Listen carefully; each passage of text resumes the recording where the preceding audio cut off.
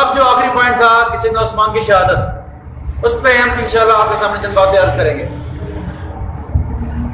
آپ نے ان کے بیانات سنے ہوں گے، مسئلہ نمبر 101 سنے یا دوسرے بیانات جو مرزا صاحب نے ریکارڈ کروائے ہیں، اس میں آپ دیکھیں گے کہ اس نے بار بار یہ کہا ہے کہ سیدنا عثمان رضی اللہ تعالیٰ عنہ کی شہادت میں لوگ بات کرتے ہیں عبداللہ بن سبا کی، کہ عبداللہ بن سبا نے یہ کام کیا، اور یہاں بھی انہوں نے یہ بات لکھی ہے کہ عبداللہ بن سبا کا وہ کام نہیں تھا، بلکہ سیدنا عثمان سے صحابہ کرام نے اختلاف کیا، یہ کہتے ہیں مرزا صاحب۔ اور یہ کہتے ہیں کہ سیدنا عثمان نے اپنے جو قریبی رشتہ دار تھے، سیدنا عثمان رضی اللہ عنہ نے ان کو اپنا گورنر بنایا تھا مختلف صوبوں کا، مختلف شہروں کا، اسی لیے یہ اختلاف ہوا۔ جی عبداللہ بن سبا ایک ظاہر ہے کہ ایک نٹوریس پرسنالٹی ہے اسلام کی تاریخ میں، اس میں کوئی شک نہیں ہے، اور اس کو سیدنا علی نے ہی قتل کروایا تھا۔ یہ سیدنا علی کے لیے الوہیت کا عقیدہ رکھتا تھا، جس کی باقیات ابھی نصیریہ فرقہ ہے، جس کی اثنا عشری بھی جو ہے تکفیر کرتے ہیں شام کے اندر، نعوذ باللہ من ذالک۔ تو اس کو سیدنا علی نے ہی قتل کروایا تھا جی۔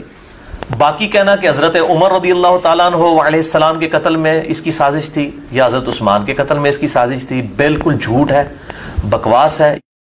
تو آج ہم اس بات کی آپ کے سامنے واضح کریں گے حقیقت، کہ اس کی حقیقت کیا ہے۔ سب سے پہلی بات تو ہم اس پر آتے ہیں کہ سیدنا عثمان رضی اللہ عنہ کی شہادت میں کس کا ہاتھ تھا؟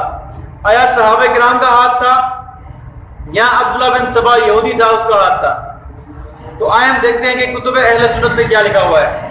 سب سے پہلے البدایہ والنہایہ ابن کثیر رحمہ اللہ نے جلد نمبر 7 صفحہ نمبر 168 اس میں عبداللہ بن سبا کا تذکرہ کیا ہے، اور تفصیل سے انہوں نے لکھا ہے کہ یہ پہلے یہودی تھا، اس نے بظاہر اسلام قبول کیا، اور اسلام قبول کرنے کے بعد اس کے نظریات تھے، اس کا نظریہ یہ تھا کہ سیدنا علی رضی اللہ تعالیٰ عنہ نبی پاک صلی اللہ علیہ وسلم کے بعد وہ خلیفہ ہیں، اور سیدنا علی کے بارے میں آپ نے وصیت کی ہے کہ میرے بعد علی خلیفہ ہوگا۔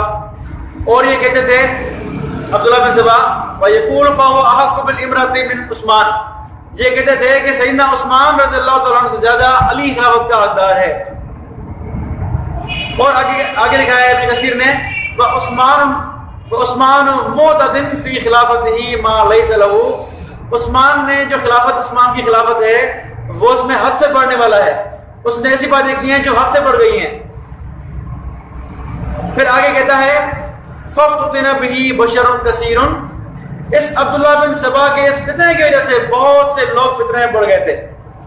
اس عبداللہ بن سبا کی وجہ سے جو اس نے پروپیگنڈا پھیلایا، اس کی وجہ سے بہت سارے لوگ کیا کرتے، فتنے میں پڑ گئے تھے۔ وَيُنْكِمُونَ عَلَيْهِ مِنْ تَوْلِيَتِهِ أَقْرِبَاءَهُ وَذَوِي رَحْمِهِ، اور وہ عبداللہ بن سبا یہ کہتا تھا کہ جو سیدنا عثمان نے گورنر مقرر کی ہے پھر رشتہ دار، وہ غلط کیا اس نے۔ تو سب سے پہلا اعتراض جو گورنر منتخب کرنے کا تھا اپنے رشتہ داروں کا، وہ اسی عبداللہ بن سبا نے کیا، یہ ابن کثیر لکھ رہے ہیں۔ تو مرزا نے جو اعتراض نقل کیا ہے کہ سیدنا عثمان رضی اللہ عنہ نے اپنے اقربا کو انہوں نے جو ہے منتخب کیا، اس کو ایپ بنا کر، اس کو ایشو بنا کر پیش کیا، وہ کس نے؟ عبداللہ بن سبا نے بنا کے ایشو پیش کیا ہے۔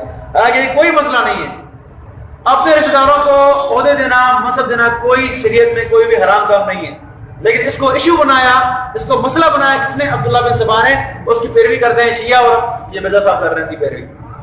بہرحال تو البدایہ والنہایہ ابن کثیر نے واضح لکھا ہے کہ اس کو ایشو بنایا کہ اس نے اپنے رشتہ داروں کو گورنر بنایا ہے، یہ کس نے کیا؟ عبداللہ بن سبا نے کیا۔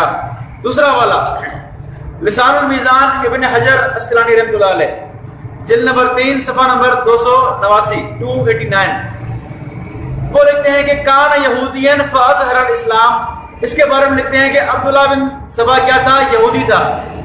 فاظہر الاسلام، اس نے اپنا مسلمان ہونا ظاہر کیا۔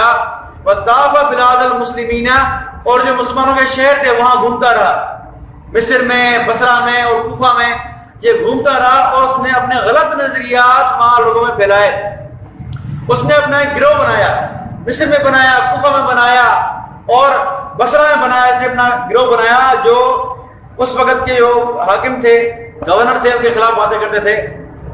لِيَلْفِتَهُمْ عَنْ طَاعَةِ الْأَئِمَّةِ، اس نے لوگوں پر ایک گروپ بنایا جس کا کام یہ تھا کہ اس وقت کے امام اور گورنر جو تھے ان کے خلاف فتنہ پھیلانا، یہ کام تھا ان کا۔ وَيَدْخُلُ بَيْنَهُمُ الشَّرَّ، اور شر کو فساد پھیلانا کام تھا اس کے دوروں کا. تو یہ عبداللہ بن سبا کا کام تھا. اور یہی بات ابن خلدون میں بھی ہے، یہی بات نبی میں بھی ہے، یہی بات کامل ابن اصیل میں بھی ہے، یہی بات منہاج السنہ میں بھی ہے.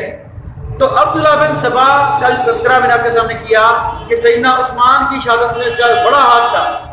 فتنہ شروع کیا ہی اس نے، فتنہ جڑ عبداللہ بن سبا تھا.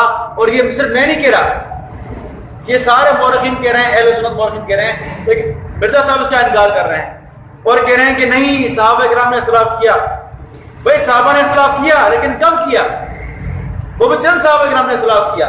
وہ تب اختلاف کیا جب عبداللہ بن سبا نے جھوٹی باتیں پھیلائیں، جھوٹی باتیں پھیلائیں کہ فلاں گورنر ایسا ہے، فلاں گورنر ایسا ہے، عثمان نے اس کو منتخب کیا، یہ فلاں شرابی ہے، فلاں ایسا ہے، فلاں ایسا، اس طرح کی باتیں اس نے پھیلائی عبداللہ بن سبا نے. اس کے بعد چند صحابہ کرام ان کی باتوں میں آ گئے اور انہوں نے ساتھ دیا ان کا. یہ الگ بات ہے، لیکن فتنے کی شروعات کس نے کی ہے؟ شروعات کرنے والا عبداللہ بن سبا ہے، نہ کہ کوئی صحابی.